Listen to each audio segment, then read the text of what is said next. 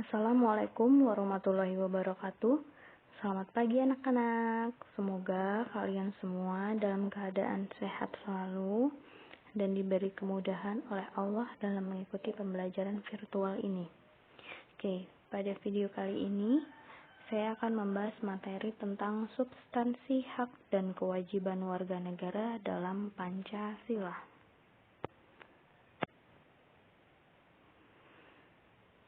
Oke, ini Pancasila ya. Pancasila itu merupakan ideologi yang mengedepankan nilai-nilai kemanusiaan. Setuju ya? Pancasila sangat menghormati hak dan kewajiban setiap warga negara. Nah, gimana Pancasila mengatur hak dan kewajiban setiap warga negara? Pancasila menjamin hak asasi manusia melalui nilai-nilai yang terkandung di dalamnya. Jadi, Pancasila itu sudah menjamin hak dan kewajiban setiap warga negara melalui nilai-nilai yang terkandung di dalam Pancasila itu sendiri. Nah, sebelum membahas tentang nilai tersebut, saya akan memberikan beberapa nilai yang terkandung di dalam tiap sila Pancasila. Oke, ini kan simbol sila Pancasila, ada 5 simbol. Yang pertama itu bintang. Bintang itu melambangkan atau simbol sila pertama. Nilainya apa? Di sini ada nilai ketuhanan. Rantai emas, simbol untuk sila kedua. Nilainya apa? Nilai kemanusiaan. Dan yang ketiga, pohon beringin. Nilainya apa? Nilai persatuan, karena ada di dalam sila ketiga. Terus kepala banteng, ini sila keempat, nilainya kerakyatan. Dan yang kelima adalah padi dan kapas, nilainya yaitu keadilan, karena sila kelima membahas tentang keadilan. Gitu, lanjut. Nah, ini dia tadi kategori nilai-nilai Pancasila atau nilai-nilai Pancasila yang terkandung di dalam Pancasila yang menjamin hak dan kewajiban warga negara Indonesia. Ada 3 nilai. Yang pertama nilai dasar, nilai instrumental, dan nilai praksis. Kita bahas nih yang pertama, nilai dasar. Nah, ini dia. Nilai dasar Pancasila merupakan hakikat, makna, atau esensi yang terkandung dalam Pancasila itu sendiri. Sifatnya universal atau menyeluruh, jadi berlaku untuk semua orang, semua kalangan, dan semua usia. Merupakan sebuah kebenaran yang hakiki, yang disetujui oleh semua orang. Jadi kebenarannya itu memang disetujui oleh seluruh warga negara Indonesia. Jadi bisa dibilang atau diambil kesimpulannya, nilai dasar ini nilai yang memang sudah terkandung di dalam kehidupan masyarakat Indonesia itu sendiri. Misalnya contoh nih, nilai ketuhanan. Nilai dasarnya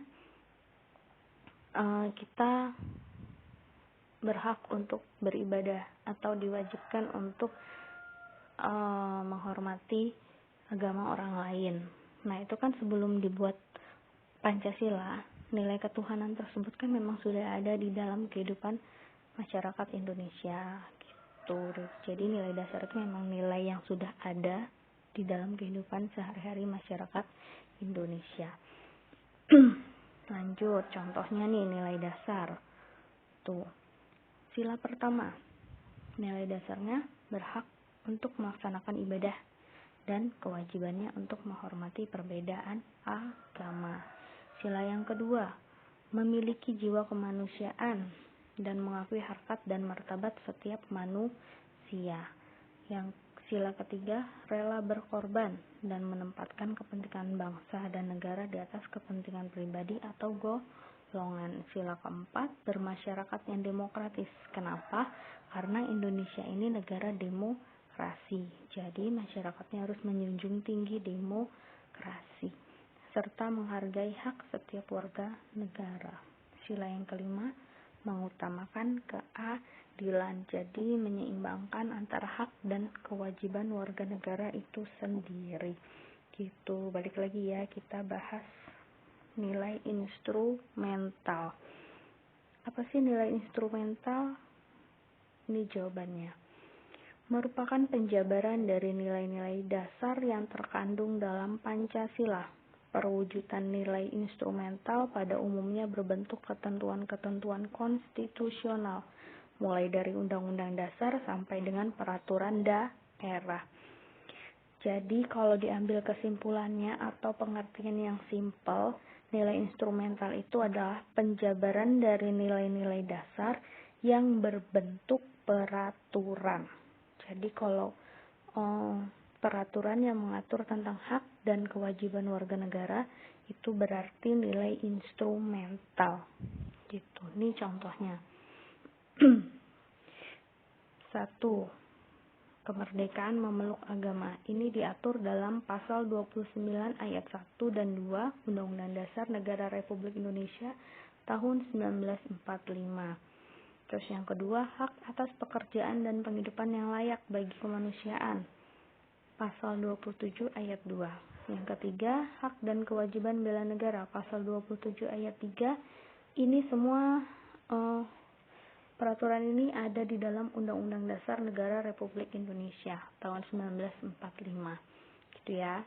Yang keempat, kemerdekaan berserikat dan berkumpul. Pasal 28E ayat 3. Dan yang kelima, kesamaan kedudukan dalam hukum dan pemerintahan. Pasal 27 ayat 1. Bunyinya itu bisa kalian lihat sendiri atau bisa kalian cari sendiri di dalam buku Undang-Undang Dasar Negara Republik Indonesia tahun 1945. Sebenarnya masih banyak peraturan-peraturan lain yang mengatur tentang hak dan kewajiban warga negara Indonesia. Tetapi saya hanya mengambil contoh 5 peraturan saja. Gitu. Kembali lagi ke nilai praksis. Apa sih nilai praksis?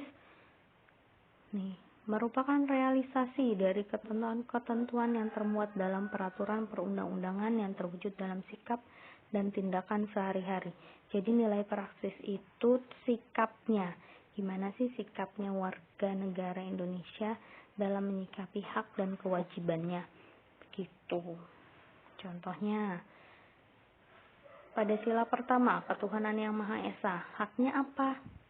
Atau bersikap apa untuk haknya untuk menjalankan ibadah dengan tenang dan aman. Negara menjamin, jelas negara menjamin itu. Kewajiban, saling menghormati kebebasan beribadah sesuai dengan agama dan kepercayaannya. Iya, karena di Indonesia tidak hanya ada satu agama, tetapi beragam agama. Jadi kita perlu untuk menghormati kebebasan beribadah orang lain. Dan yang kedua, dalam sila kedua, haknya berhak mendapatkan bantuan sosial dari pemerintah. Ini termasuk dalam kemanusiaan juga. Kewajibannya tenggang rasa kepada orang lain atau tidak bertindak semena-mena terhadap orang lain, itu juga termasuk kewajiban dalam sila kedua. Dan ketiga, haknya apa? Berhak ikut dalam kegiatan bela negara. Iya, karena ini berhubungan dengan persatuannya. Bisa juga haknya saya berhak ikut dalam kegiatan siskamling misalnya. Itu juga termasuk dalam persatuan Indonesia. Karena kegiatan siskamling itu kegiatan yang paling sederhana untuk bela negara. Kewajibannya rela berkorban untuk kepentingan bangsa dan negara. Yang keempat, kerakyatan yang dipimpin oleh hikmat kebijaksanaan dalam permusyawaratan perwakilan. Haknya apa? Mendapat hak ikut pada pemilihan umum. Jadi kalau setiap 5 tahun sekali orang tua kalian ikut dalam pemilihan presiden ataupun kepala negara, nah itu termasuk realisasi dari sila keempat. Kewajibannya apa? Menghargai pendapat orang lain. Kalau di dalam diskusi kalian menghargai pendapat orang lain yang berbeda, nah itu kalian sudah melakukan kewajiban dalam sila keempat. Dan yang kelima, keadilan sosial bagi seluruh rakyat Indonesia. Haknya mendapatkan keadilan dan kewajibannya menghargai hak milik orang lain. Oke, sekian materi pada video kali ini. Semoga bermanfaat. Terima kasih. Wassalamualaikum warahmatullahi wabarakatuh.